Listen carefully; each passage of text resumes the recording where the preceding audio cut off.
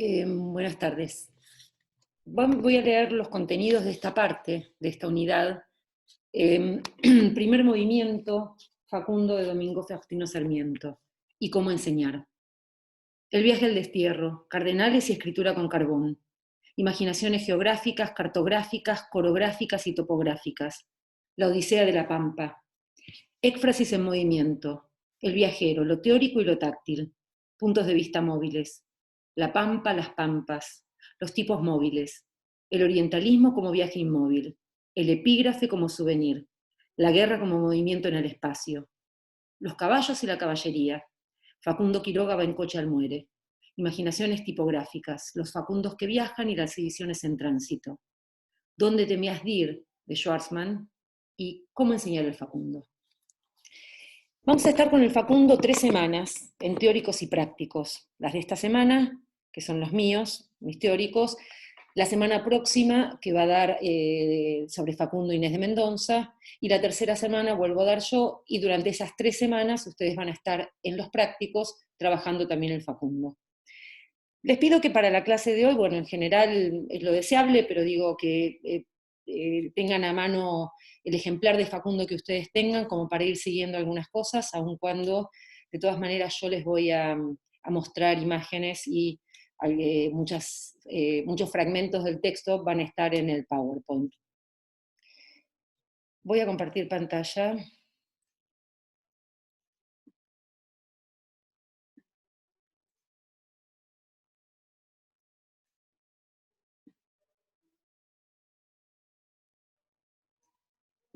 Y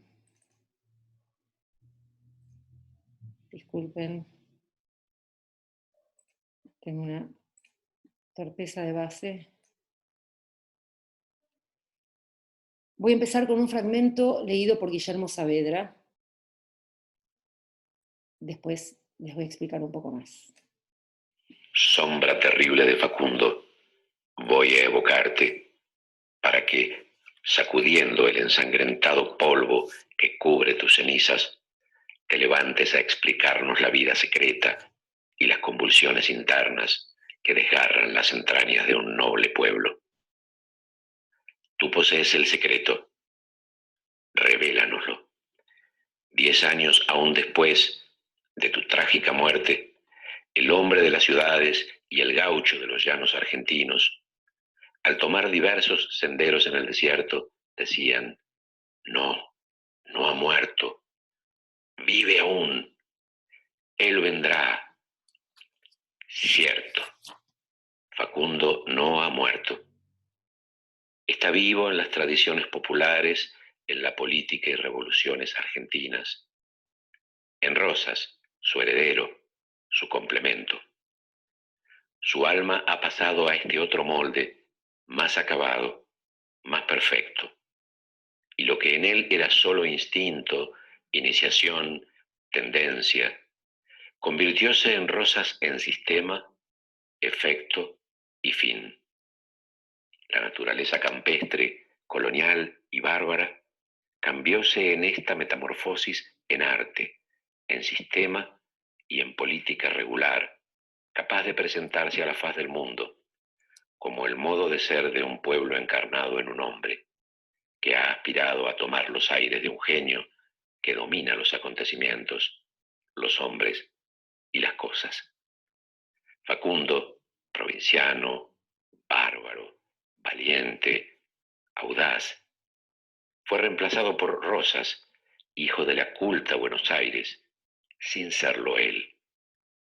Por Rosas, falso, corazón helado, espíritu calculador que hace el mal sin pasión y organiza lentamente el despotismo con toda la inteligencia de un Maquiavelo. Tirano sin rival hoy en la tierra, ¿por qué sus enemigos quieren disputarle el título de grande que le prodigan sus cortesanos? Sí, grande y muy grande es, para gloria y vergüenza de su patria, porque si ha encontrado millares de seres degradados que se unzan a su carro para arrastrarlo por encima de cadáveres, también se hallan a millares las almas generosas que, en 15 años de lid sangrienta, no han desesperado de vencer al monstruo que nos propone el enigma de la organización política de la República. Un día vendrá, al fin, que lo resuelvan. Y la esfinge argentina, mitad mujer por lo cobarde, mitad tigre por lo sanguinario, morirá a sus plantas, dando a la Tebas del Plata el rango elevado que le toca entre las naciones del Nuevo Mundo.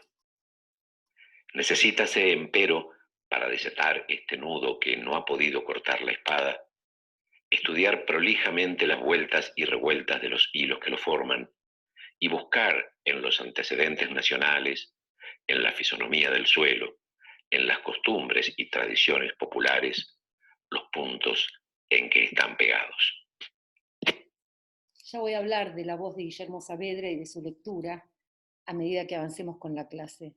Ahora quiero concentrarme en este fragmento de texto, pero sobre todo en este incipit, ¿no? En este comienzo, uno de los comienzos obviamente más famosos de la literatura argentina, más pregnantes, que todos conocemos, ¿no? No sé si ustedes, si estuviéramos en presencia, yo les preguntaría quién ha leído alguna vez el Facundo, aunque sea fragmentariamente, pero seguramente todos sabemos el Facundo de algún modo, aunque sea fragmentariamente y aunque sea por este específico fragmento, porque como dice Borges, ¿no? Con los libros clásicos, con los libros famosos, la primera vez ya es segunda, porque los abordamos sabiéndolos, ¿no?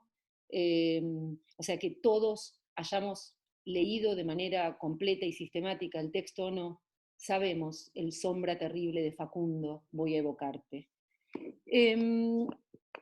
Voy a pasar por algunos puntos de este comienzo del texto, pero primero quiero aclarar algo que después voy a desarrollar, y es: Sarmiento está desde el año 1840, desde fines de 1840, desterrado en Chile, y escribe y produce este texto en Chile y lo publica en el Progreso de Santiago de Chile en forma de entregas seriadas, en la parte del folletín del periódico. Eso para ubicarnos, después los vamos a desplegar. ¿Qué plantea el texto? Este es el comienzo del texto. Esto es lo que se le presenta al lector contemporáneo en 1845, más precisamente el 2 de mayo de 1845, y donde claramente lo primero que se instala, es una evocación que es a la vez una invocación, el convocar a otro, en este caso a un muerto, pero a la vez es retrotraerse a ciertas cosas, y como el propio Sarmiento después va a ir diciendo, sus propios recuerdos, sus propios conocimientos, los recuerdos y conocimientos de otros, más otros materiales que va juntando. Lo que presenta inevitablemente y de movida, digamos, es al personaje, ¿no? El propio Facundo, de nuevo, el muerto. Y no solo un muerto, es la sombra de un muerto, y lo interpela. Uno podría decir, bueno, esto no es original o está inspirado, hay alguna reminiscencia de ciertos otros fantasmas que pueden haber estado por ahí, eventualmente incluso la invocación inicial de las ruinas de Palmira, el libro de Volney, que Sarmiento conoce, y que las huellas de cómo lo conoce y de qué lo conoce las tenemos en el propio texto, que también empieza con una invocación a las ruinas: salve de ciertas ruinas, sacros y silenciosos muros, a vosotros invoco, a vosotros dirijo mis preces, oh sepulcros, ¿no? Oh ruinas, como una forma de que lo ayuden a generar las elucubraciones de sus meditaciones. Lo conocía, y alguna vez también no solo desplegó ciertas ideas de las ruinas de Palmira en alguno de los capítulos del Facundo que después desarrollaremos en las clases, sino que también ya casi al final de su vida ha llegado a recordar que particularmente el capítulo 2 de su libro, de su Facundo, podía quedar de algún modo en la historia como la introducción de Volney a las ruinas de Palmira. ¿Quién es el personaje qué es el personaje, por qué pone a Facundo Quiroga. Acá, como un poco veíamos con respecto al Matadero y el tiempo que se corría, digamos, desde el momento eventual de su producción, la muerte del escritor y la publicación del texto, acá también el tiempo se ha corrido y es el tiempo que ha pasado. Han pasado 10 años de la muerte de Quiroga para el momento en que Sarmiento decide escribir el libro sobre él o escribir un libro a partir de él. Pero ¿para qué corre ese tiempo? ¿Para qué esperó Sarmiento? ¿Por qué necesitó alguien que estuviera muerto desde hace 10 años? ¿Para escribir un texto histórico? Evidentemente no, y esto va a ser muy notorio, si ya lo han leído lo habrán podido comprobar. Es para abordar e intervenir sobre el presente y también para construir un futuro, el futuro que Sarmiento postula para la nación argentina. Pero también hay una cuestión de tiempos y de pases como de posta en ese traspaso del tiempo, que es que el muerto, que está muerto, no ha dejado de existir, redivivo en otro, ¿no? Entonces él va a ser el gozne y la continuidad entre Quiroga y Rosas. Rosas, que es el objeto de su deseo, uno podría decir, en el sentido de que le mueve la pasión y la libido y la pasión política, y Quiroga, que es el instrumento que él va a usar para la postulación de sus ideas y de la solución. Quiroga, que es instinto, iniciación, tendencia, y que se convierte en el caso de Rosas en sistema, efecto y fin, ¿no? Muy determinadamente. Quiroga, que es naturaleza campestre, colonial y bárbara, como dice esta parte del texto, que se convierte en el caso de Rosas en arte, sistema y política regular. Ese es el peligro. Se habla acá de una metamorfosis, ¿no? Una especie de mejora en el sentido de empeoramiento, ¿no? Según el criterio ideológico de Sarmiento, una mejora que empeora para él en la continuidad. Lo que aparece acá, y está marcado tipográficamente, claramente acá lo ven, ¿no? En mayúscula, no llega a ser una versalita, pero digamos grande, ¿no? Lo que seguramente en las ediciones que ustedes tienen pasa a bastardilla, pero eventualmente en muchos casos debe mantener la mayúscula. Ese grande es Rosas. No es un grande en un sentido, no está haciendo una biografía moral, Sarmiento, en relación con Rosas, es el modo en que se lo considera y que es lo que él viene como a poner en crisis.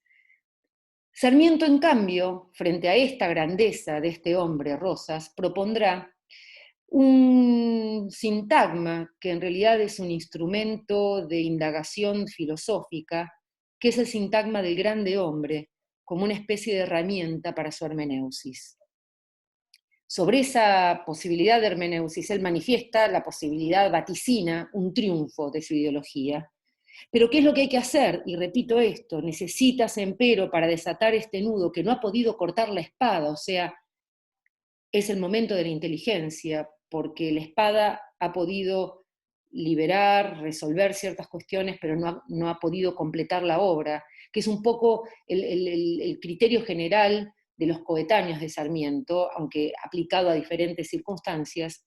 Entonces, desatar este nudo que no ha podido cortar la espada, estudiar prolijamente las idas y revueltas de los hilos, buscar en los antecedentes, pero también buscar en la fisonomía del suelo, en las costumbres, algunos puntos, ¿no? Esto de la fisonomía del suelo después también lo vamos a desplegar. ¿Qué es lo que busca? ¿Qué es lo que dice Sarmiento que se necesita? Un Tocqueville. Tocqueville-c'est-moi, uno podría decir, ¿no? O sea, claramente él se ofrece como eso que parece difícil de tener. ¿Hablará entonces en el libro de Rosas quien es Clara y principalmente quien lo subleva? No, dice él, aclaro, no voy a hablar de Rosas, no va a ser un libro sobre Rosas. Desalienta esa prevención desde el comienzo, aunque vamos a ver cómo es un libro que es contra Rosas, ¿no? Claramente, esto lo dijo muy focalizadamente Ricardo Rojas y también lo desplegó muy sintéticamente Tulio Alperindongui. Solo voy a decir algo que después en otra clase voy a desarrollar, que es ¿por qué Facundo? ¿Por qué, por ejemplo, no Aldao? Que era un folletín que Sarmiento hacía un par de meses había escrito y publicado en El Progreso sobre el cadáver caliente, en este caso, de Aldao, que había muerto en enero del 45. Lo dejo como interrogante, después en clases futuras lo voy a desarrollar. Estamos frente a la postulación, como les dije, de este sintagma, que es el sintagma del grande hombre, ¿no? ¿Qué significa? Está relacionado con el interés que Sarmiento tiene por las biografías, está relacionado con el... Sarmiento es un gran lector de biografías, cree que las biografías son formas de aprender determinadas cosas y movimientos de la historia y de las épocas, pero en particular el grande hombre, que también se apoya sobre los datos de una biografía, es un tipo particular y también se apoya en los datos y las características de los caracteres nacionales y de los tipos y de las fisiologías, que es algo que también podemos desarrollar y que seguramente van a desarrollar en los prácticos también. En este caso tenemos a Quiroga, que encarna, por un lado, el modo pleno tipo del caudillo, pero a la vez se singulariza. Me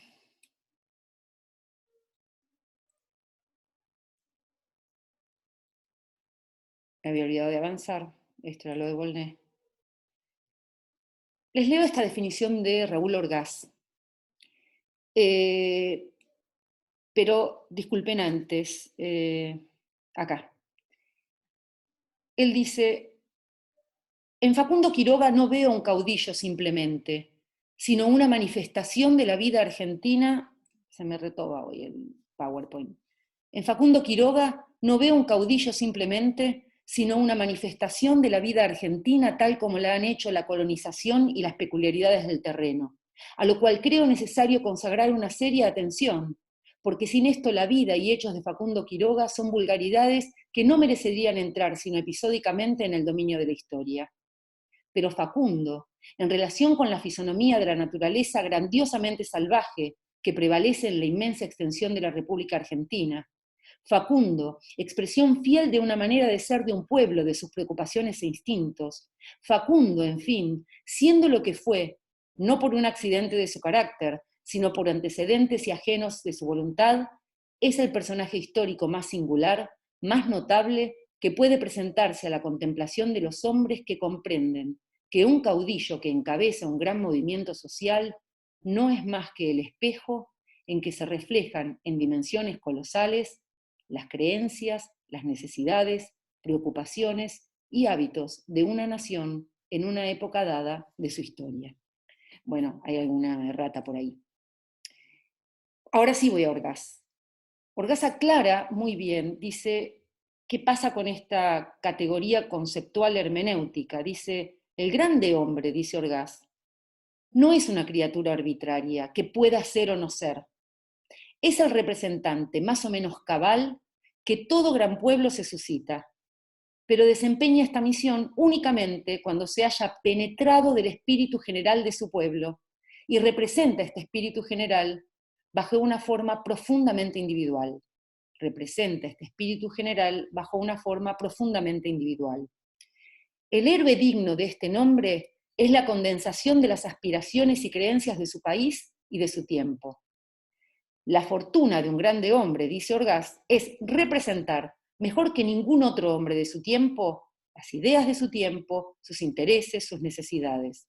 El grande hombre, en el fondo, no es otra cosa que el pueblo que se ha hecho hombre. Hombre como categoría general, ¿no?, de humanidad.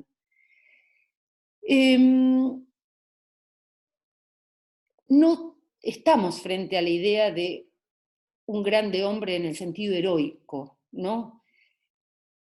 Esta alteración del orden sintáctico que vuelve extraña como la atribución, nos permite pensar en esta categoría de hombre representativo, síntesis de su época y síntesis de su pueblo, ¿no?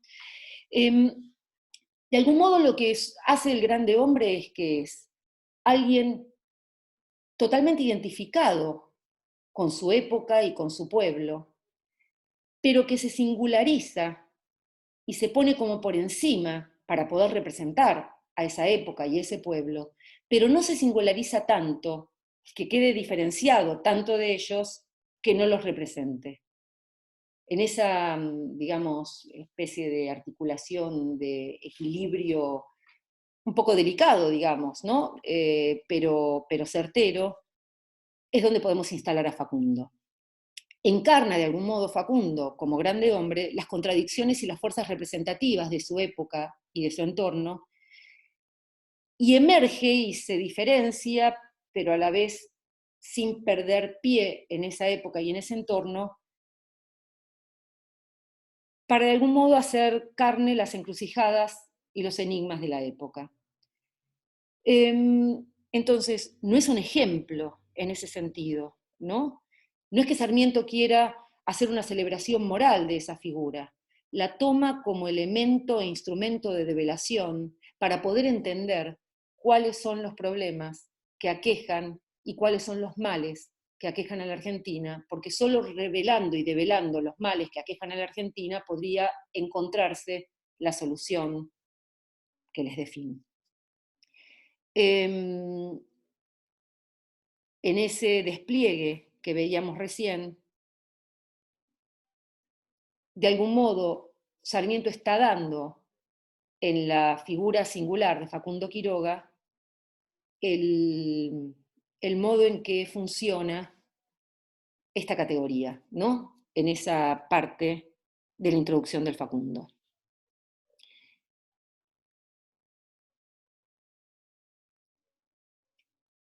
Por eso, pero esto lo vamos a desarrollar después, por eso él empieza el texto propiamente dicho, el capítulo 1, 2, 3, 4, no con la vida de Juan Facundo Quiroga, que estaría en el quinto, sino con los aspectos físicos y costumbres de la tierra que lo originó.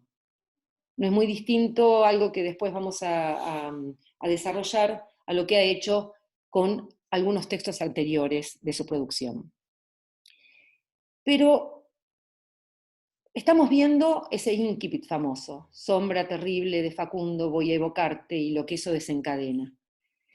Pero quiero que veamos, porque ese sombra terrible de Facundo, voy a evocarte, es un texto que aparece en la entrega del 2 de mayo de 1845, pero el día anterior, el 1 de mayo, Sarmiento envía, digamos, hay como una especie de artificio, porque él mismo es parte de los editores del periódico El Progreso, envía una carta a los editores del Progreso que se inserta en la sección correspondencia y que acá les agrando, anunciando de algún modo que al otro día comenzará la publicación de la vida de Quiroga.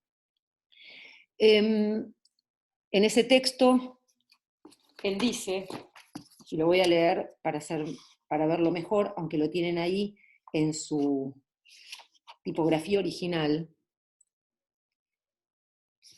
Yo lo voy a leer de la edición de Alberto Palcos.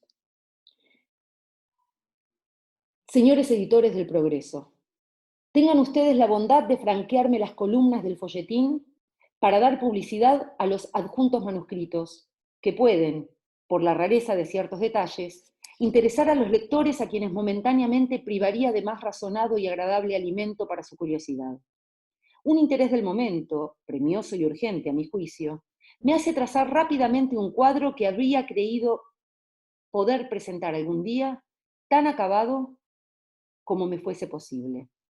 He creído necesario hacinar sobre el papel mis ideas, tales como se me presentan, sacrificando toda pretensión literaria a la necesidad de atajar un mal que puede ser trascendental para nosotros.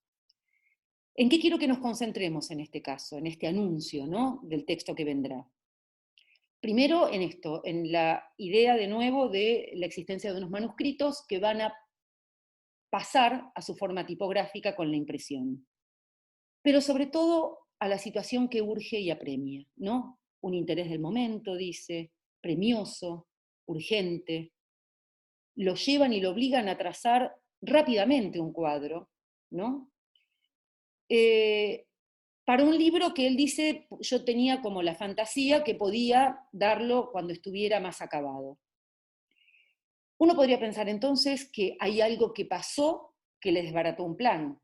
Eso que pasó esta vez no lo vamos a desarrollar de manera extensa, es un episodio donde un enviado que Rosa manda para, de algún modo, quejarse y presionar al gobierno de Chile por el lugar preponderante y la difusión que le dan a los escritos, particularmente de Sarmiento, pero en general de los desterrados que están en su contra, y el hecho de que ese emisario, que es Baldomero García, está de este lado de la cordillera, de la Argentina, esperando la orden de Rosas para que en el momento oportuno le permita cruzar. Sarmiento sabe que eso está ocurriendo, además después cruza, se producen unos episodios muy particulares, pero digamos, eso lo urge, y la pregunta de nuevo es, ¿le desbarata el plan de un libro que quería dar de manera más acabada, terminada y cerrada? Yo no le creo tanto, y ahora vamos a ver por qué. Entonces dice, así no sobre el papel las ideas tal como se me presentan. Y dice algo como una especie de captatio benevolentiae, pero que después en el propio desarrollo de la introducción va a desmentir, porque dice que él sacrifica toda pretensión literaria, cosa que no es tan así, porque justamente después, no tanto en el texto, disculpen, en el texto tal como lo tenemos nosotros, pero en una carta que él incluye a la edición del 51, dirigida al SINA, le habla de su ambición literaria. Los tonos del anuncio: disculpa por la urgencia, una denuncia a Rosas y a su enviado y a las intenciones que tienen, y un desafío a quien se anime a desmentir lo que él dice en el Facundo. Entonces, de nuevo, vuelvo a la idea de la premura. ¿Le desbarata de verdad el plan? De nuevo, no le creo. ¿Por qué? Y acá voy a citar una idea de Beatriz Sarlo respecto de la urgencia como marca registrada y como motorizadora o como estructurante de la escritura de Sarmiento. En general, todos hablamos de esa urgencia, de esa escritura de la urgencia, pero ella da en el tono justo cuando dice su inestabilidad no es causada solo por el apuro con que se despachan textos que serán publicados en la prensa, como el Facundo. Es un rasgo interno. La escritura rápida que exige el periodismo le viene bien porque se adecua a una velocidad subjetiva. Me gusta esto, ¿no? Porque lo que ella desmonta acá es que no son las circunstancias externas, políticas, de contexto social, económico eventual, de desarraigo, de destierro, de lucha y combate político, los que marcan el tiempo de la escritura de Sarmiento. La urgencia en Sarmiento es algo constitutivo y de algún modo explicarlo por las circunstancias exteriores es una buena coartada que él usa para justificar algo que lo tiene de base ante cualquier circunstancia. Entonces, de nuevo, no es una determinación del medio exterior, ¿no? De nuevo, es constitutivo de su sistema de producción.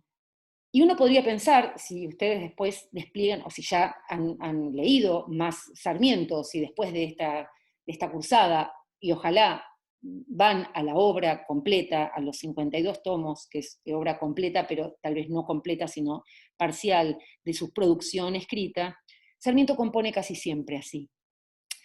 Algo lo descoloca, algo le hace saltar la chispa, y algo del exterior que le enciende la mecha, que lo saca de quicio, que lo saca de eje, que lo descoloca, que lo enfurece, pero uno podría decir básicamente que lo enciende, en el sentido de la furia, la ira que a veces le provoca eso, pero también lo enciende porque lo ilumina, ¿no? Y le produce iluminaciones políticas, de acuerdo con su ideología, e iluminaciones estéticas que nosotros podemos ver.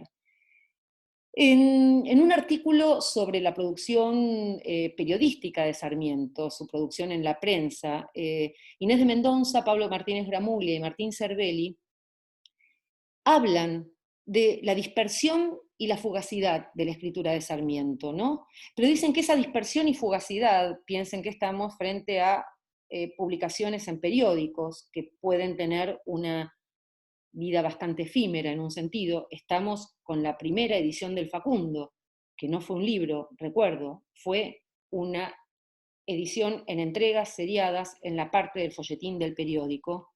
Entonces, de nuevo, Inés de Mendoza, Pablo Martínez Lamulla y Martín Selveri, en El gaucho malo de la prensa, hablan de cómo esa dispersión y fugacidad, no obstante, arman un sistema coherente y sostenido, y arriesgan la idea de leer la diversidad en la que Sarmiento se embarca como obra, ¿no? Como lo sustancial de su obra.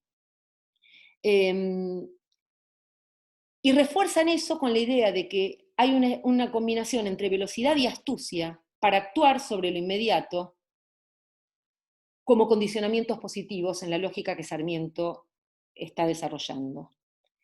De algún modo, Sarmiento explica que un libro meditado de algún modo puede ser un mal libro, eso es lo que ellos citan, y aunque es una cita del año 57, uno podría decir que representa perfectamente lo que Sarmiento ha venido pensando fácilmente de los años 40. Vuelvo a la idea entonces de la premura, vuelvo a la situación de producción del escritor, y les muestro acá de nuevo la página del folletín con su introducción, la puesta en página, y esperen que retrocedo porque en función de esto recupero algo que va a decir después en 1850, cuando escriba Recuerdos de provincia. Allí en una parte del texto él va a recuperar un poco su biobibliografía, que es un hábito que Sarmiento suele tener, y vuelve a hablar del trabajo inmediato que debió hacer cuando escribió, como él lo llama en esa ocasión, Civilización y Barbarie, que es el nombre original, el título original del texto. Y se disculpa, pero a la vez esa disculpa es una forma del autoelogio, de la precipitación con la que el libro había sido escrito, ¿no?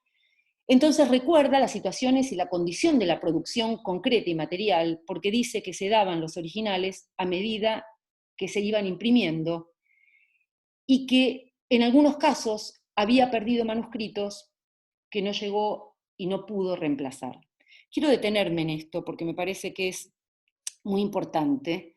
Y entre las otras cosas que marca en relación con el texto en esa edición de Recuerdos de provincia, 5 años después de la publicación del Facundo, lo menciona al Facundo como un libro que contiene en germen muchos otros escritos de su producción. Uno podría pensar borgesianamente que es casi el Aleph de la producción de Facundo, de la producción de Sarmiento. Hay una anécdota interesantísima que cuenta Augusto Belín. Augusto Belín es el albacea, el editor, el operador un poco de la obra de Sarmiento, ahora no me voy a meter con eso, y escribe un libro de anécdotas que recogen algunas situaciones concretas que a Sarmiento le han pasado y que las convierte siempre en las historias morales del gran hombre que fue su abuelo, ¿no? O sea que teniendo en cuenta esa prevención que les digo, uno puede entrar con mucho placer a ver cómo va desarrollando ideas y situaciones. Él cuenta algo que sucede en relación con los manuscritos que Sarmiento iba entregando a la prensa. Habla del anuncio de la vida de Quiroga y dice que en un momento, bueno, empiezan a publicar, pero se producen algunos saltos, porque de pronto hay algunas interrupciones, porque lo que sucede es que a Sarmiento le roban algunos ejemplares. Entonces, la anécdota que cuenta, la cuenta sobre algo que sucedió ya con un Sarmiento muy viejo y editando el que sería su última empresa periodística, que era el periódico El Censor, en el que Augusto Belín Sarmiento colaboraba. Y en un momento les dice, a propósito de una cosa que no importa ahora, le dice a Augusto, averigua si don TR está en Buenos Aires, y si está, pínchalo, fue la respuesta. Augusto Belín dice, pudimos averiguar que TR era el autor de una curiosa afirmación, y nos pusimos a provocarlo desde las guerrillas del censor a que produjese la prueba de su acerto. Todo inútil, el hombre no se atrevió a tanto. El secreto nos lo reveló Sarmiento. Mandaba a la imprenta los manuscritos del Facundo a medida que se iban llenando febrilmente bajo su pluma, pero al segundo día resultó que el segundo capítulo, Originalidad y caracteres argentinos, no se podía encontrar en ninguna parte. El autor se puso a rehacerlo con la enorme dificultad de volver a parir, que todo escritor habrá sentido. Pero a los pocos días vuelve a desaparecer otra parte que el autor renunció por completo a reemplazar. En esas circunstancias desapareció también el corrector de pruebas, TR, que no dio señales de vida al respecto sino en 1886, creyendo siempre Sarmiento que fuera el autor de la sustracción y detentor de la prueba, por lo menos de la existencia de otros capítulos que no aparecen en el libro. Sarmiento creía que eran las mejores páginas las que había elegido aquel maniático, y la provocación a producirlos se hacía a la esperanza de recuperar lo prohibido. Quiero que tomemos el espesor, el verdadero calibre de lo que significa esta pérdida y en algunos casos recuperación y en otros casos pérdida irremediable de estos manuscritos, teniendo en cuenta lo que dijimos también en relación con el matadero. Quiero recordar que uno de los manuscritos perdidos era justamente el del capítulo 2, Originalidad y caracteres argentinos. Les recuerdo, porque ya seguramente lo han leído, el de Cooper, el del rastreador, el vaquiano, el gaucho malo, el cantor, el de la tormenta en la pampa. ¿Cuál es el riesgo de todo escritor frente a un manuscrito, no tanto ahora, sino un manuscrito caligráfico, quirográfico, escrito por propia mano, previo a la reproducción digital, que el riesgo de perderlos, los manuscritos, ¿no? Que circulen, que se pierdan, o, como en este caso, que se pierdan además por un delito de robo. Y acá un poco está mostrando esto lo que va entre el escritorio personal, tangible, donde sucede la escena de escritura del escritor, y el ámbito de la imprenta, ¿no? En el medio lo que se interpone es un delito que, pensando con Susan Stewart y el título de uno de sus libros muy, muy interesante, que es el de Crimes of Writing, ¿no? Lo que se está produciendo acá es un verdadero crimen de escritura, por el robo, ¿no? Por el robo de un texto manuscrito que debía ser dado a imprenta. Esto se combina con otra posibilidad de que el libro mismo sea un crimen de escritura, dado que es el libro de alguien que escribe contra un poderoso de un gobierno, y si bien tiene la libertad de hacerlo, porque está en un país libre, como es Chile, libre del poder de Rosas, cuando ese texto circule o quiera circular por el espacio argentino, estaría cometiendo un crimen de escritura.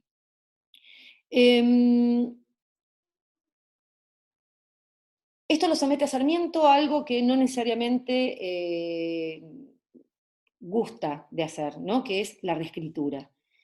¿Por qué digo esto? Porque muchas manifestaciones, y justamente marcado por la urgencia que determina su modo de composición y su modo de escribir, pero bajo la coartada de que es la situación exterior la que se lo demanda, Sarmiento siempre dice que él no, en general, no vuelve a leer siquiera sus manuscritos, y que avanza así sobre eso. Por lo tanto, imagínense lo que puede producir, el tedio que puede producir, y la furia también, volver a hacer aquello que se ha gestado al correr de la pluma. Sarmiento en general, digamos, con cualquier cosa, y en la escritura se muestra, no retrocede. Y si debe corregir hacia atrás, lo hace disparándose hacia adelante. No vuelve atrás, corrige, enmienda y sustituye, sino que corrige por acumulación.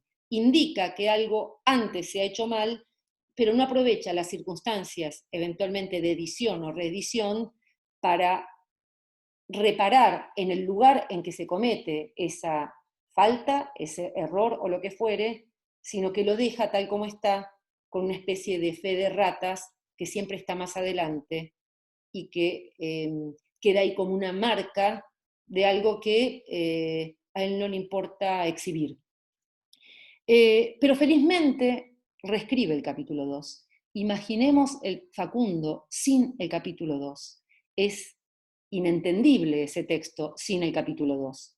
Ahora, entre los otros textos que no quiso reescribir, ¿no habría alguna posibilidad de que algo similar a las fulguraciones que se producen en el capítulo 2 estuvieran?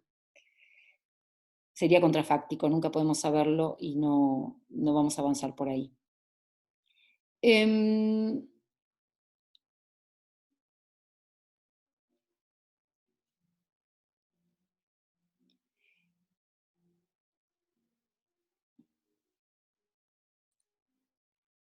Esta es la puesta en página en la parte del folletín de la página del Progreso, donde aparece la publicación del capítulo 2. El texto finalmente, después de que termina su aparición seriada en el periódico, va a adquirir la forma de libro y va a salir la primera edición a mediados de 1845, aprovechando la misma caja, los mismos instrumentos de composición de lo que había sido la publicación en folletín. Esta es la portada de esa edición y es una edición de la que Sarmiento se quejará muy iracundamente porque está plagada de errores tipográficos. Él tiene una altísima noción del trabajo de imprentero, que después incluso va a encarnar de manera personal, y entonces la edición está llena, ahí tiene una larga lista de erratas, que incluso dice que es parcial, que no es total, y que es otro de los momentos en los que Sarmiento se saca de quicio, digamos, ¿no? Algo lo saca de quicio. De nuevo, entonces, él piensa como escritor y también piensa como impresor.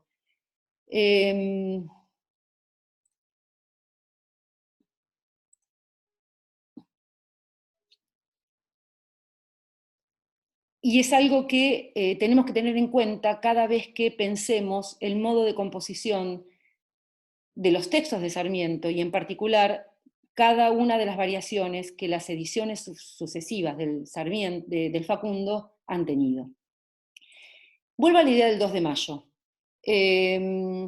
Nosotros para el 2 de mayo, para este 2 de mayo, teníamos planeada como una especie de jornada festiva en los jardines del Museo Histórico Sarmiento, donde iba a oficiar de anfitriona la directora Virginia González y el grupo de investigadores, y la cátedra con invitados que íbamos a convocar.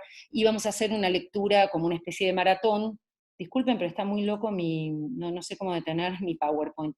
Íbamos a hacer una especie de maratón de lectura del Facundo sin parar, celebrando precisamente el día en que empieza a publicarse como folletín. Podíamos haberlo remedado y pasarlo a las versiones digitales, pero hay tanta oferta ahora de lecturas digitales con el aislamiento que nos pareció que iba a ser como agobiante recibir una más o montar una más. Entonces, en el mejor de los casos, ojalá podamos hacerla quizás el 11 de septiembre, in situ, como un happening, viéndonos personalmente, o si no, y ojalá sí, el 2 de mayo del año que viene. En esa jornada de celebración y lectura, parte de lo que queríamos hacer era recuperar la narración oral y recuperar la oralidad de los textos a los que estamos acostumbrados a abordar gráficamente, ¿no? Y a hacer lectura silenciosa. Esa era como un poco nuestra idea de base. Y entonces, de algún modo, convocar a Guillermo Saavedra como lector del Facundo es reparar un poco esa imposibilidad que tenemos ahora, o eso que, bueno, no pudimos hacer, pero recuperarlo viendo cuál sería el espesor de la voz que nos puede mostrar el espesor de las grafías materiales de los textos, como hicimos con Julio Schwarzman en El Matadero, y poniéndole voz al Facundo, como hicimos al comienzo de la clase con El Sombra Terrible, ¿no? Guillermo Saavedra es un poeta, es un periodista cultural, es un editor, ya a esta altura también uno podría decir es un performer, porque en las lecturas de poesía que él hace, trabaja, actúa, compone, declama, con músicos también. Su voz y su inteligencia y su cultura amplísima fueron durante muchos años la estructura, el soporte de un programa de radio que él tenía, que era bellísimo, que se llamaba El Banquete y que ojalá pueda volver, en la que Guillermo entrevistaba a escritores, músicos, artistas plásticos durante 2 intensísimas horas, en las que además pasaba música convenida con el invitado y había siempre una columna con un invitado especial que hablara de alguna cuestión específica. Entonces por eso le pedimos a Guillermo que le pusiera voz al Facundo. Entonces ahora voy a pasar un segundo audio de Guillermo.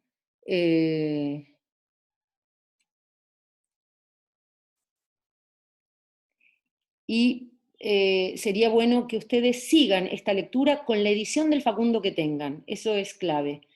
Vamos a leer ese texto que empieza con la frase en francés, On ne peut pas les idées, y que comienza el texto propiamente dicho con a fines del año 1840, salía yo de mi patria, ese. On ne tue point les idées, fortune. A los hombres se degüella, a las ideas no. A fines de 1840 salía yo de mi patria desterrado por lástima, estropeado, lleno de cardenales, puntazos y golpes, recibidos el día anterior en una de esas bacanales sangrientas de soldadesca y mazorqueros. Al pasar por los baños de Sonda, bajo el escudo de armas de la República, que en días más alegres había pintado yo en una sala, escribí con carbón estas palabras: On ne tue point les idées. El gobierno, a quien se comunicó el hecho, mandó una comisión encargada de descifrar el jeroglífico, que se decía contener desahogos innobles, insultos y amenazas. Oída la traducción, y bien, dijeron, ¿qué significa eso? Significaba simplemente que venía a Chile, donde la libertad brillaba aún, y que me proponía hacer proyectar los rayos luminosos de su prensa hasta el otro lado de los Andes. Los que conocen mi conducta en Chile saben si he cumplido aquella protesta. Bien. Si ustedes estuvieron siguiendo la voz de Guillermo Saavedra con el texto que tienen en sus manos, habrán notado alguna diferencia. Les doy tiempo para pensar. Habrán notado alguna leve diferencia o alguna notoria diferencia. La pregunta entonces es, y ahora vamos a ver cuál podría ser la diferencia, ¿será que Guillermo no leyó lo que debía leer? ¿Será que Guillermo Saavedra leyó lo que creía que decía, como habitualmente hacemos en los procesos de develación rápida de la escritura? ¿O será que la edición que él tenía decía lo que él dijo, que no necesariamente es la que probablemente ustedes tengan? Lo que permite esa lectura es descubrir unas importantes diferencias. La lectura que Guillermo Saavedra hizo de esa advertencia, introducción, prólogo, es un paratexto del texto, que no siempre tiene título en las ediciones del Facundo, es la versión de la segunda edición, la de 1851. Y esto me permite descubrir y entender algunas cuestiones. Lo que va entre la edición que ustedes tienen, que recupera este texto de la versión del 45, porque la recupera en las ediciones siguientes y la recupera sobre todo en el tomo 7 de las obras completas, que es el general, el que se sigue en las ediciones más escolares, incluso del Facundo, donde hay ciertas diferencias sutiles pero evidentes que les quiero mostrar. Esta es la puesta en página de lo que acá se llama prólogo, de la segunda edición de 1851. Esta es la puesta en página de ese mismo texto en la primera edición, donde ven que no hay ningún título que preceda, para 1845. Les marco algunas diferencias, sutiles, quizás elementales, no me voy a detener en estas, quiero marcar para advertirles de algo que es parte del problema del texto, para que lo tengan en cuenta. Bajo las armas de la patria, que en días más alegres había pintado en una sala, se dice en la primera versión, en la edición del 45, y en la que leyó Guillermo Saavedra, que es la del 51, es bajo el escudo de armas de la patria, de la República, que en días más alegres había pintado yo en una sala. Acá también les levanté las ediciones sucesivas del Facundo, en Vida de Sarmiento. En la de 1868 esto no aparece, porque este texto no aparece, Sarmiento lo elimina. La recupera en la de 1874, la cuarta edición, donde dice, bajo las armas de la patria, que en días más alegres había pintado en una sala, recuperando la de la primera edición. Y lo mismo pasa en la del tomo 7. Paso a otra frase importantísima, central. En la edición que leyó Guillermo Saavedra, la pregunta que hace el bárbaro es, ¿qué significa eso? Eso, un deíctico de cierta distancia. Mientras que en la edición del 45 se decía, ¿qué significa esto? El deíctico marca una proxemia como de alguien que está ahí, en el lugar del hecho, ¿sí? Otra diferencia. En la edición del 45, en la primera edición, se dice, y que me proponía hacer proyectar los rayos de las luces de su prensa. Y en la edición del 51, y que me proponía hacer proyectar los rayos luminosos de su prensa. Cosa que después Sarmiento desanda. Esto contradiría lo que vengo diciendo yo misma, que es que Sarmiento nunca corrige. Son sutilezas, eso no entra en contradicción con lo otro, pero también muestra cómo, digamos, hay ciertos ambajes de algo que se produce en la del 51, que es, en un sentido, al principio una de las más queridas por Sarmiento, porque es lujosa, porque está hecho con los criterios de impresión que a él le gustan y que en sociedad, con su jovencísimo colega, Jules Bellin, él monta como emprendimiento en Santiago de Chile. Hay textos de Josefina Cabo, que está haciendo una tesis focalizada justamente en las cuestiones de imprenta de las ediciones del Facundo en Vida de Sarmiento y de la imprenta Bellin en América, que podemos después darles a difundir y colocar en el campus para que ustedes puedan seguir desarrollando este tipo de cuestiones. Pero algo que quería mostrarles para ver que también no es una cuestión menor, cuál es la edición que estamos siguiendo en relación con los textos que leemos. Les muestro rápidamente, como para tener un panorama, cuáles son las ediciones a las que me estoy refiriendo. Ya dije la primera del 45, la segunda del 51, la tercera del 68, hecha en Estados Unidos, pero en castellano, para su difusión en el ámbito hispano. Otra edición del Sarmiento, del Facundo, pero en inglés, también hecha en el 68 en Estados Unidos, que tiene su historia particular interesantísima. La edición del 74, hecha en París, pero de nuevo, de todas maneras, para un lector hispanohablante y particularmente argentino, o básicamente americano, y la edición del tomo 7 de las obras completas, que termina saliendo en el 89, aunque terminó de armarse y fue propulsada por el mismo Sarmiento, cuando todavía estaba vivo, y a pesar de la urgencia que a él lo corría mucho más frente a la posibilidad de estar como en los últimos años de su vida, no logró movilizar del todo a Luis Montt, que fue el editor de esa primera parte de su obra, como para que llegara a tiempo. Lo que quiero también plantear en relación con este texto es que yo había tenido un diálogo con Guillermo respecto de cuál era yo le mandaba la edición, la primera, la segunda, y entonces se dio algo interesante, ¿no? Yo prefería y le pedía que él trabajara con la primera edición, con la del 45. Pero cuando le pasé, porque hay otras partes del texto que quería que él leyera, él se encuentra con que la edición del 45 tenía una impresión muy mala. Guillermo Saavedra es editor, además, eh, y que le era dificultoso leerlo y leerlo en pantalla.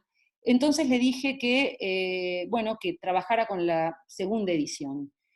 Cuando Guillermo lee esa versión de la segunda edición, me doy cuenta de que yo le estoy dando a leer una que altera la del 45 y se me ocurrió a partir de eso que podíamos desplegar la cuestión de las enmiendas y los cambios y el modo en que va fijándose o no fijándose una edición.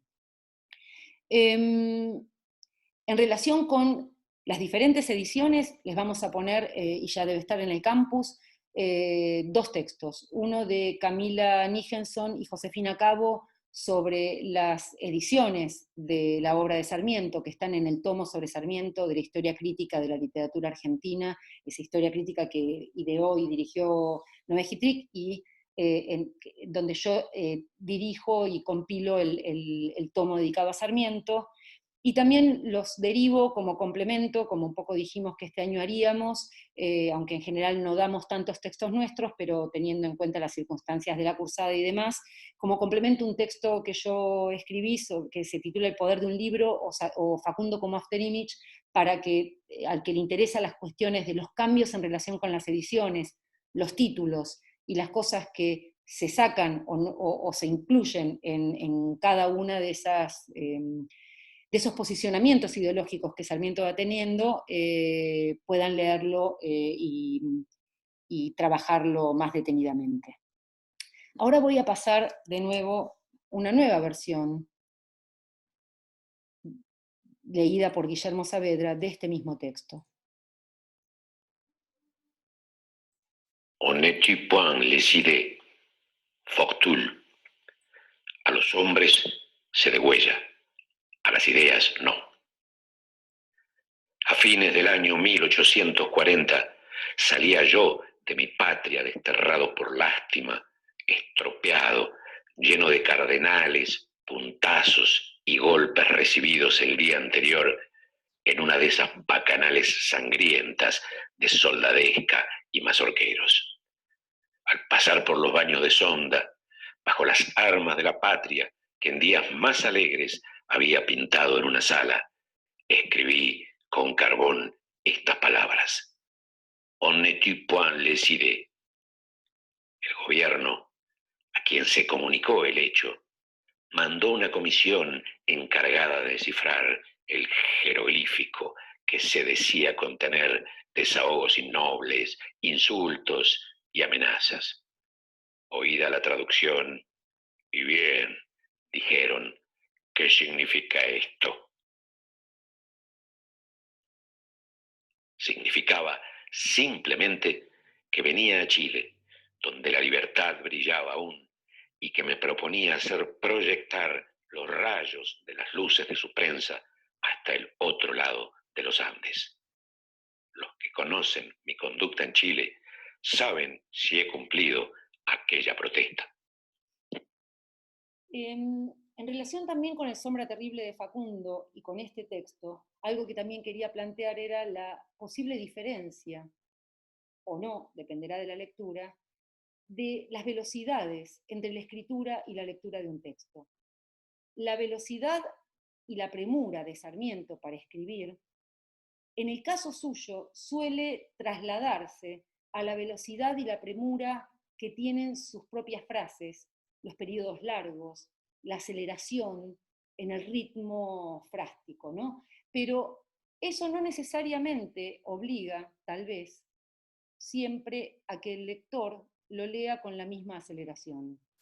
por eso un poco entre las diferencias del énfasis posible, de encarnar o no más la voz yoica de Sarmiento, está bueno hacer como un ejercicio de variaciones, justamente es uno de los subtítulos que le pusimos al programa, para ver todas las velocidades que ese texto, con esa grafía y esa puntuación específica que tiene, podría admitir.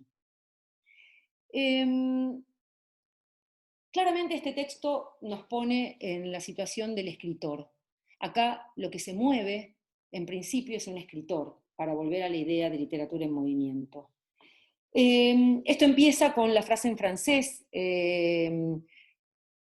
largamente trabajada, y que acá voy a recuperar algunos puntos nada más, ¿no? On ne peut point les idées, un epígrafe mal atribuido a Fortul, que en realidad es de Diderot, y bueno, hay toda una historia en relación con eso, y sobre que quizás va a ser como un trabajo más específico Inés de Mendoza, porque va a trabajar los epígrafes del Facundo como una cuestión específica.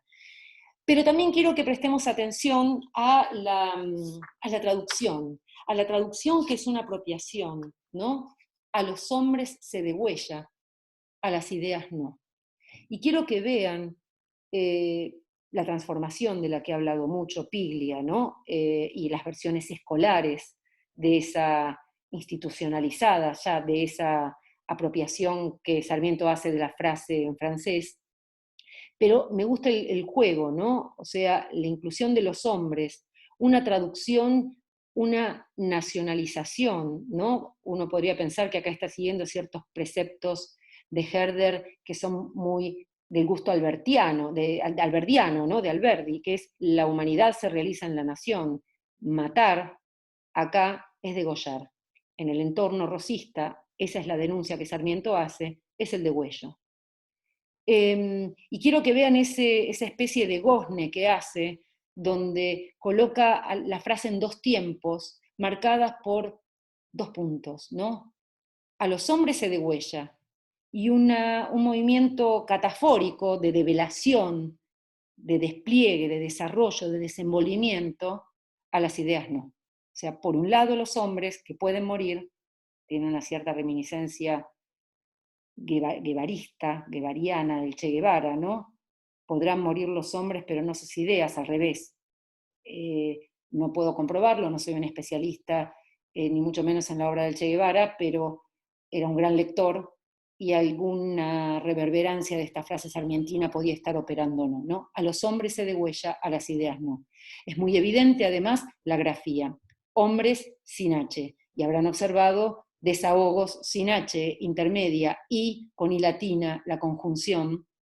Muy rápidamente, Sarmiento en este momento está en plena misión de recuperar, en plena misión de imponer una forma simplificada de la ortografía americana al servicio de una democratización del acceso a la escritura, de la que después saldrá finalmente derrotado, digamos, pero en los momentos de mayor combate, él va a predicar con el ejemplo y sus textos, por eso la primera edición del Facundo está escrita en esa ortografía que él proponía.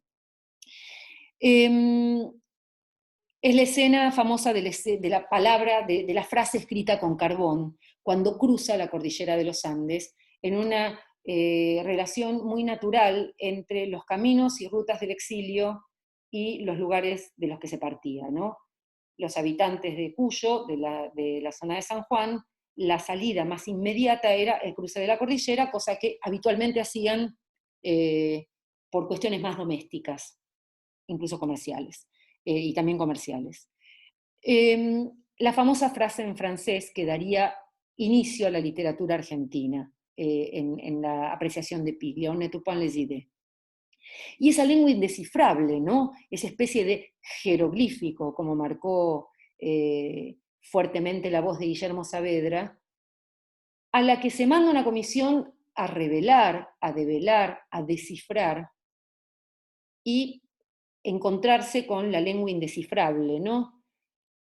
Como con una especie de algarabía, pero al revés, ¿no? Es la lengua del otro que no puedo comprender, pero Sarmiento recoloca ese otro y no puede comprenderlo porque es justamente el otro. Esta es la lengua del logos, ¿no? El on ne tu pan les idées.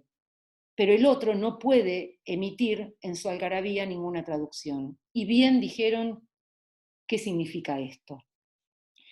Y los puntos suspensivos, que, ojo, y fíjense si alguna edición que ustedes tienen no los pone, porque estaría bastardeando el texto y convirtiendo al texto en otra cosa. Esos puntos suspensivos, que son, para decirlo con palabras de Julio Schwartzman, en el texto Donde temías dir, que también vamos a trabajar y que quizás trabajen en algunos de los prácticos, es en ese topograma, ¿no? En esa marca sobre el espacio de la página del silencio. O sea, quiero que observen acá el modo de la notación del silencio. Allí donde hay puntos suspensivos hay que parar. Hay que hacer un silencio y que ese silencio se note, porque ese silencio lo que indica es la imposibilidad del otro, del bárbaro, de descifrar esa frase en francés y su implicancia. Es la escritura del silencio. Esta escena de Sarmiento la ha contado y la ha escrito varias veces. Esto no es inusual en él, pero quiero ver por qué esta es la que finalmente pone en el Facundo y un poco la diferencia con las otras.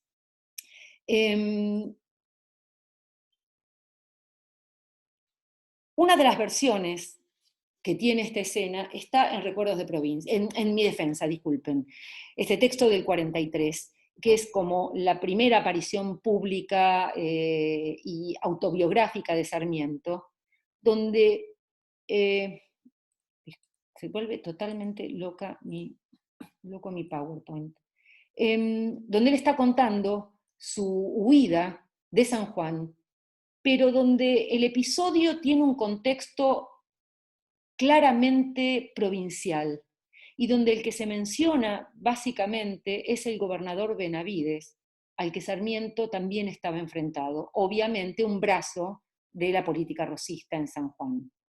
Entonces cuenta el episodio, ¿no?, de cómo es perseguido y casi lo matan, y por eso se va lleno de cardenales y golpes y magullado. Y dice, cuando llegué abajo, me aguardaba una mitad de tiradores encargados de mi ejecución. Tuve suficiente presencia de ánimo para burlarme de todos, ganar todavía tiempo, escaparme entre las bayonetas y lanzas, hacer al fin llegar la suspirada orden del gobierno y salvar la vida. Al día siguiente de este suceso, estaba en marcha para Chile, desterrado, para salvarme del rencón de mis enemigos, que en despecho del gobierno habían jurado mi muerte. Sarmiento habla de la cantidad de soldados que lo perseguían, que eran como 1000, digamos, en un relato muy hiperbólico y muy largo, que tiene mucho movimiento y mucha acción, ¿no? Otra de las versiones que Sarmiento da es la más cercana al momento de los hechos. En una carta que le manda a Quiroga Rosas, un amigo, desde Santiago de Chile, ya habiendo salvado el pellejo, en una carta fechada el 19 de febrero del 41. Y le dice en un momento, una ocurrencia original. ¿Se acuerda de mi cuarto en los baños de Sonda, tan pintado con las armas de la patria en un frente con banderas y trofeos? Los elementos van apareciendo, ¿no? Un cuarto, los baños de Sonda, que es la quebrada de Sonda, ¿no? Era una zona de recreación popular, donde la gente iba a bañarse en el verano, digamos, con las armas de la patria.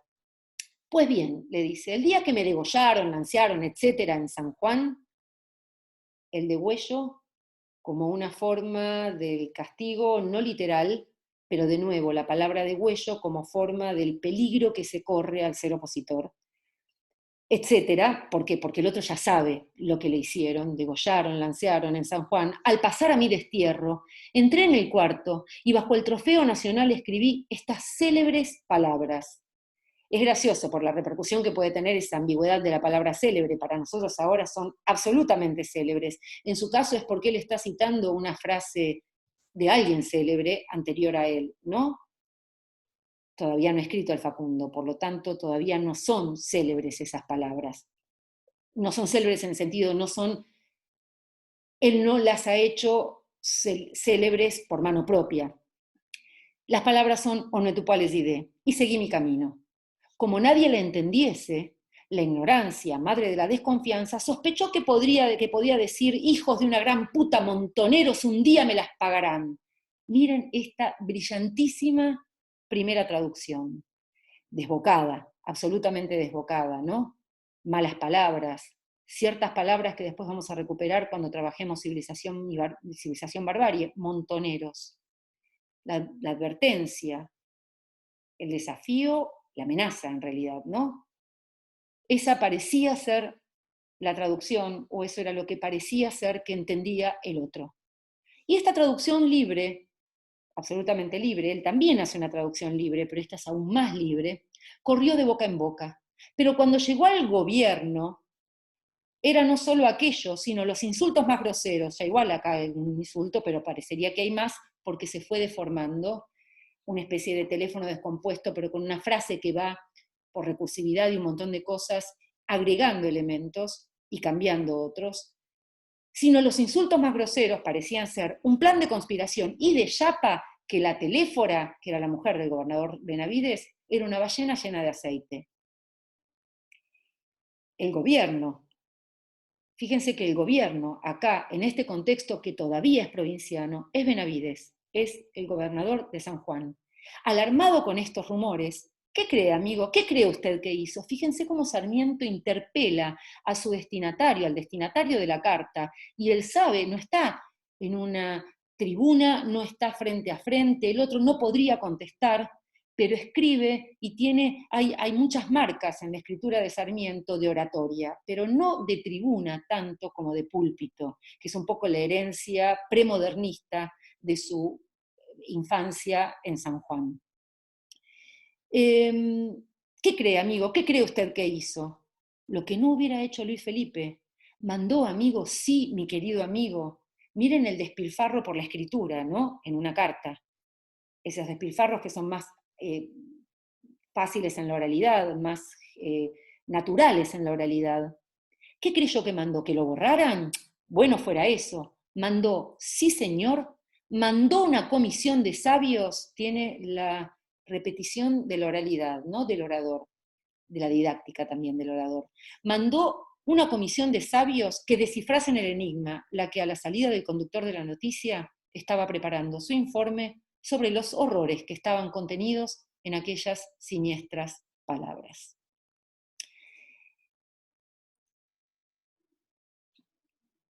Vuelvo acá, porque esta es la que finalmente va a quedar.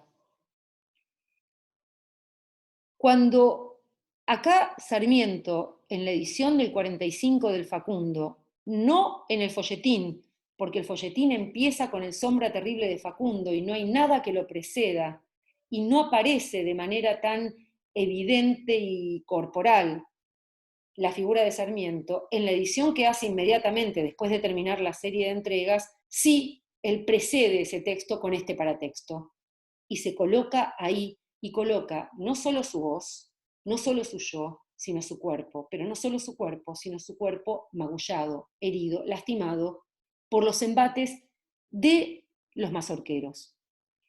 No está Rosas acá, está el gobierno, no está Benavides acá, está el gobierno. Allí donde nosotros sabemos, por el despliegue este que vengo haciendo, que el gobierno originariamente es el gobierno de Benavides, Sarmiento astutamente y sintéticamente eleva ese gobierno provincial a máxima nacional y allí, por contexto de un libro que va a hablar de Quiroga para poder combatir a Rosas, hace ver por metonimia que el gobierno es Rosas.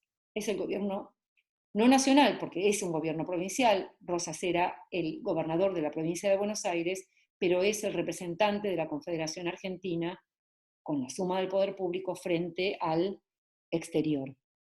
Entonces, esta es la forma más astuta, sintética y de máxima universal a la que Sarmiento ha elevado las diferentes versiones que tiene. Y se pierde la picardía del hijo de una gran puta y del Montoneros, gana la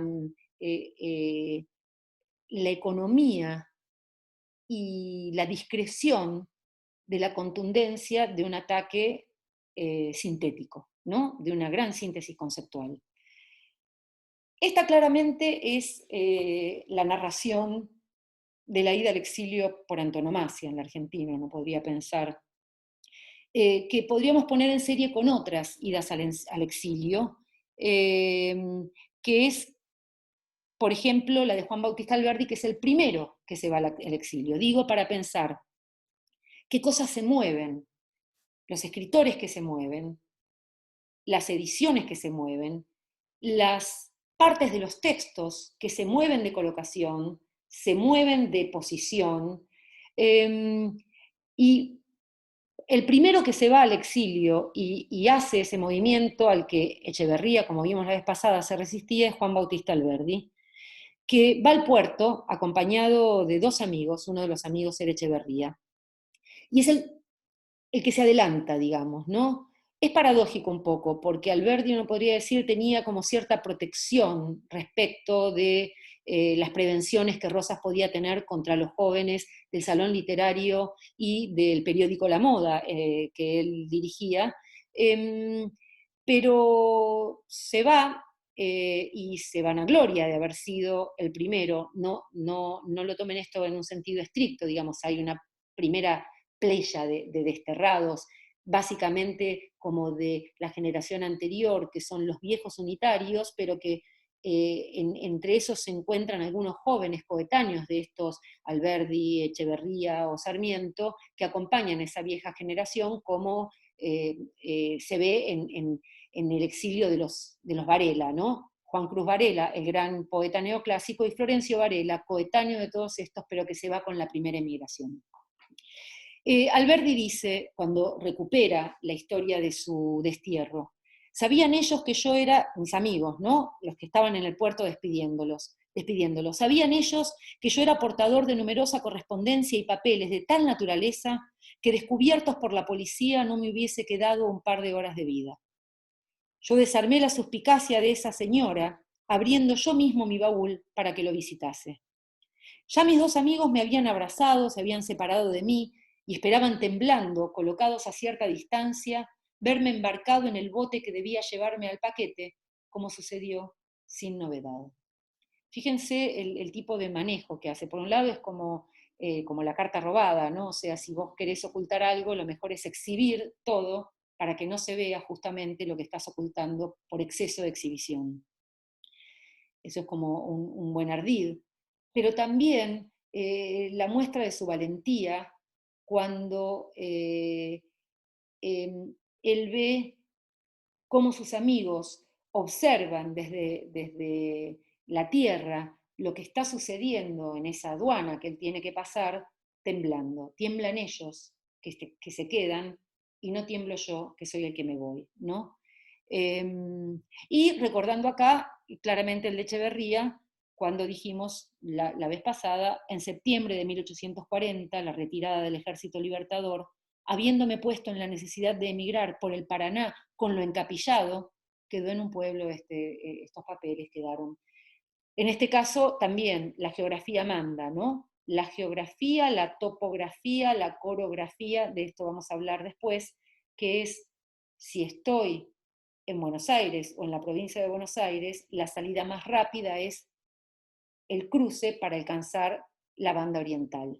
En este caso él dice cruzo por el Paraná. Son las rutas casi naturales marcadas por el destierro. Y como se mueve el escritor y se mueven los libros, quiero detenerme también en los modos de circulación de un texto que ha sido producido en el destierro. Hay una cuestión que pone en juego las fronteras y los conceptos de la nacionalidad.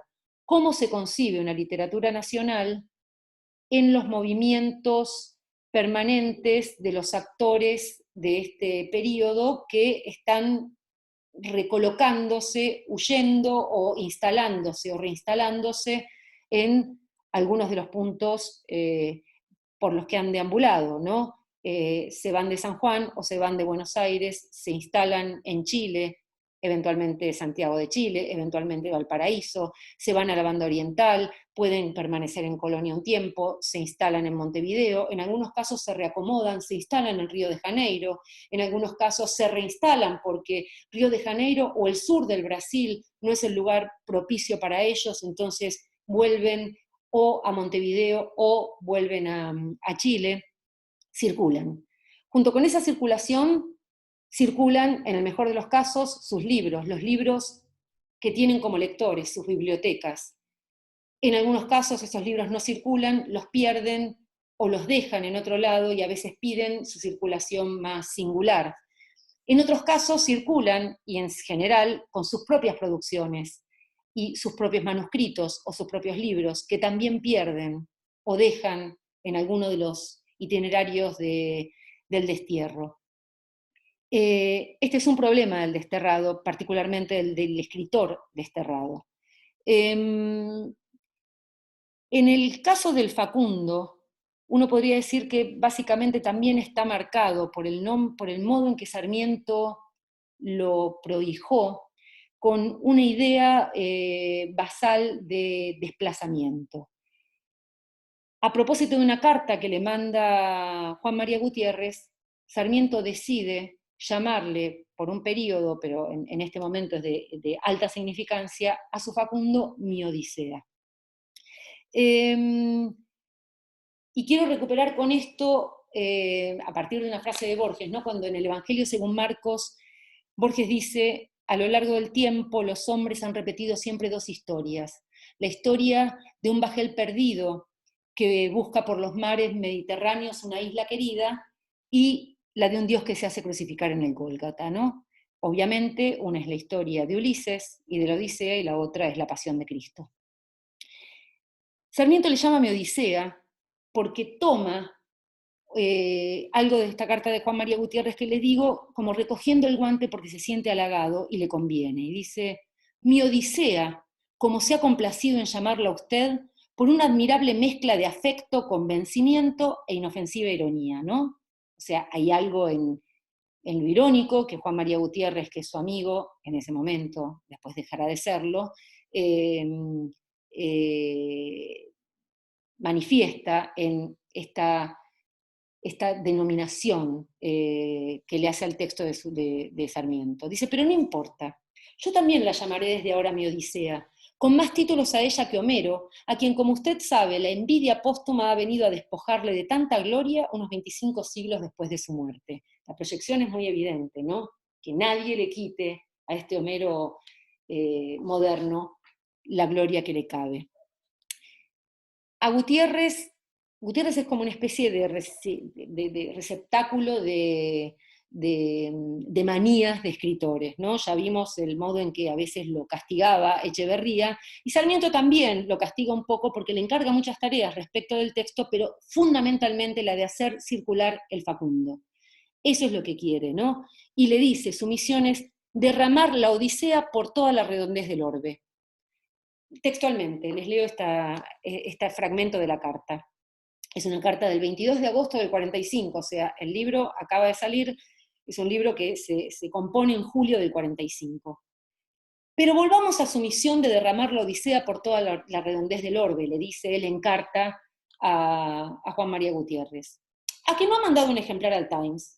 ¿A que no ha escrito una palabra a sus amigos de Francia, al National, la Democracia Pacífica, revistas de París y Ambos Mundos, etcétera, etcétera? Tipo, ¿qué hace? Vamos, póngase en acción, ¿no? Vamos, hágalo, eso de acción lo puse yo. Vamos, hágalo, le dice. Deje que aquellos caballeros, por incomodar a Guizot, digan tantas gracias como las que usted dijo para hacerme saltar de contento, para hacer aspirar a un pobre amigo un poco de la fragancia de las lisonjas que mecen el amor propio.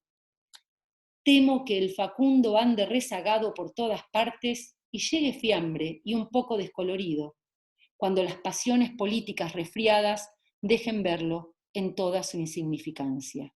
Lo urge, ¿no? Lo urgía su propio estilo, lo urgía su propia forma de composición, lo urgía su concepción de plan de obra, que nunca es meditado, sistemático, dilatado y aplazado en el tiempo. Sarmiento va escribiendo al ritmo del trazado de su plan, e incluso a veces escribe y publica antes de tener definido claramente el plan de obra. Y esto es algo que claramente lo identifica. Entonces, por un lado, hay una gran circulación que él busca y que alimenta y que se verá traducida en acciones concretas cuando él, como se demora el cargamento, cuando se va a Europa después de la publicación del Facundo y el gobierno de Chile lo manda, no solo, no tanto por una cuestión internacional, por lo que ha provocado en Rosas o en la Argentina la aparición del Facundo, sino porque también hay unos entuertos y problemas que Sarmiento tiene y que ha provocado en la propia política chilena con su forma de intervención sobre los asuntos chilenos, y el gobierno de Chile prefiere alejarlo un poco, y sí ahí urgir un plan que tenían ya un poco diseñado, que era que él recorriera el mundo estudiando los sistemas educativos en lo que era especialista. Él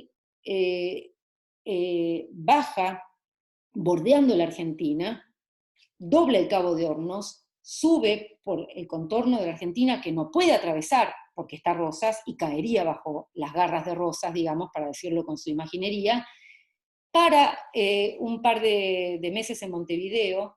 De Montevideo pasa a Río de Janeiro y de Río de Janeiro a Europa. En ese periplo, él, cuando está yendo hacia Europa y quiere presentar su libro para que Europa conozca las acciones de Rosas por la denuncia que él hace y apoye e intervenga, lleva un único ejemplar porque la caja de libros que está esperando que le envíen nunca llega. El hecho de que sea un libro de caja muy pequeña permite también que se lo pueda poner en el bolsillo. Esas son las diferentes formas, y hay más, en las que el libro circula. Pero también, y esto me importa levantarlo ahora como para cerrar esta parte de la clase, el libro circula como contrabando. Es un libro que se escribe fuera de la patria y, de nuevo, gran parte de la literatura argentina, y si consideramos la posibilidad de que este es al menos uno de los orígenes posibles de la literatura argentina, este contexto de lo que se da en llamar la generación del 37, para abreviar, aunque es una denominación que tenemos que poner en crisis, pero que ustedes van a encontrar en muchos textos como lo que identifica el 37, marcado por el año en que se abre el Salón Literario.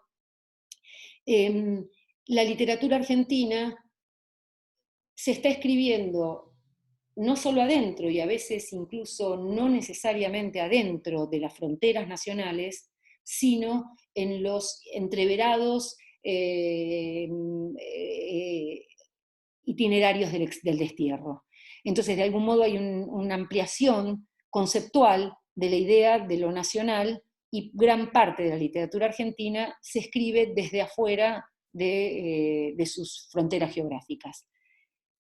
Entonces, pero también, digamos, como estas son acciones de intervención política inmediata sobre el presente y sobre el contexto en el que se quiere operar, que es el argentino, el Facundo circula como contrabando, circula clandestinamente. Sarmiento manda y le pide varias veces a Gutiérrez, le hace una larga enumeración en esa carta de todos los tipos de edición de materiales, ¿no? Hay diferentes formas de encuadernación que él tiene, más lujosas y más baratas, y a quienes se las tienen que repartir y a quienes se las tienen que hacer llegar. Y él también se encarga de hacer llegar algunos envíos, particularmente a San Juan, para que circulen y sean leídos en su propia tierra. Eso es una anécdota muy interesante que también cuenta y recoge su nieto en el anecdotario. Y lo que cuenta dice, bueno, en Buenos Aires la recibían varias personas.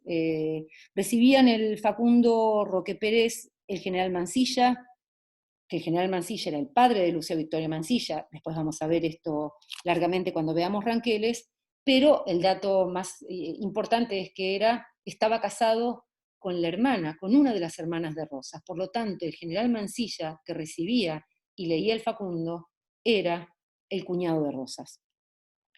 Don Pedro de Angelis, algo que voy a retomar en la clase que viene, que también es sintomático que lo leyera porque era el letrado que era la voz y la escritura de la opinión y de la propaganda rosista. O sea, Pedro de Angelis era un letrado que trabajaba al servicio de la causa rosista, pero era lector también del Facundo.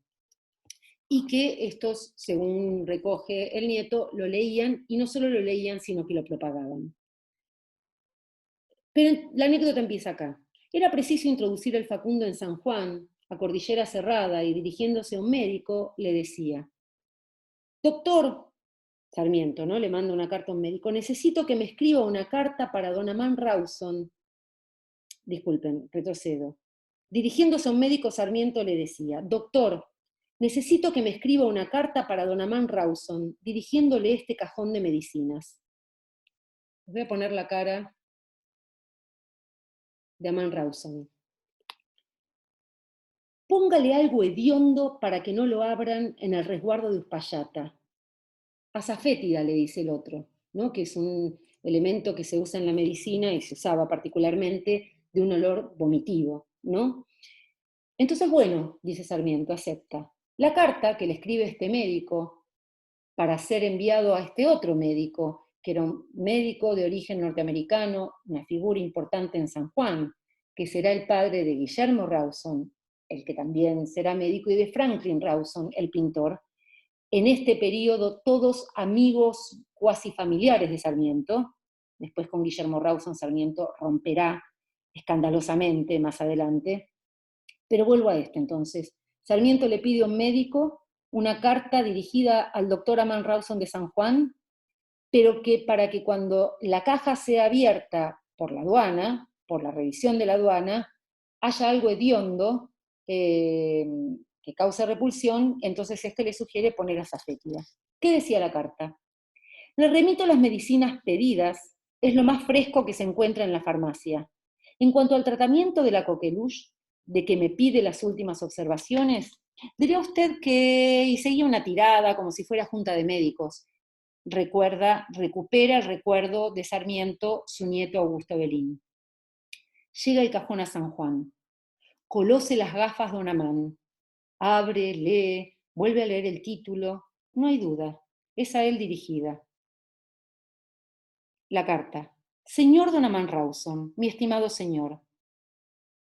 Ahora entonces, veamos el cajón. Primero, azafétida. Segundo, libros, civilización y barbarie.